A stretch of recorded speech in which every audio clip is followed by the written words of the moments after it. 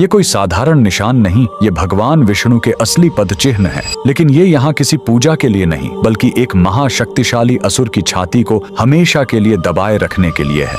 यह कहानी है असुर गयासुर की।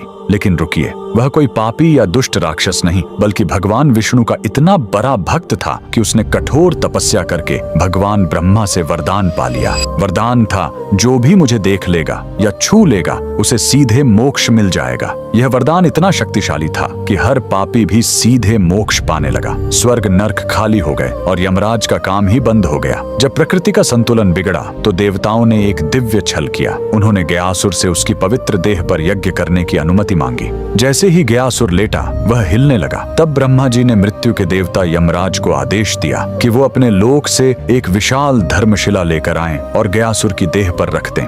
लेकिन गयासुर फिर भी हिलता रहा।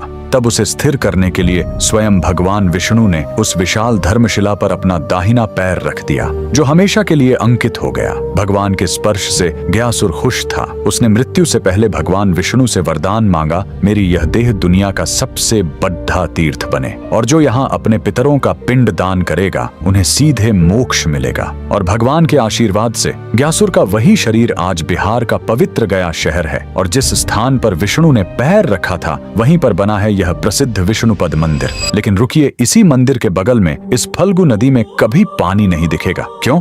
कहते हैं, जब भगवान राम और लक्ष्मण अपने पिता के पिंड दान की सामग्री लेने गए थे, तब राजा दशरथ की आत्मा स्वयं प्रकट हो गई और उन्होंने माता सीता से ही पिंड दान मांग लिया। तब सीता जी ने फल्गु नदी की रेत से ही पिंड बनाए। उनके हाथों में रेत भी अन्न के पिंड के बराबर हो गए और फल्गु नदी एक गाय और एक ब्राह्मण को गवाह बनाया। लेकिन जब राम जी लौटे तो उन्हें इस बात पर विश्वास नहीं हुआ कि बिना सामग्री के पिंड दान कैसे हो सकता है, और राम के अविश्वास को देखकर तीनों गवाह डर गए और झूठ बोल गए। तब क्रोधित होकर सीता जी ने तीनों को श्राप दे दिया और फल्गु नदी को श्राप मिला कि तुम हमेशा सतह के नीचे ही बहोगी। कमेंट में जय श्री विष्णु जरूर लिखें।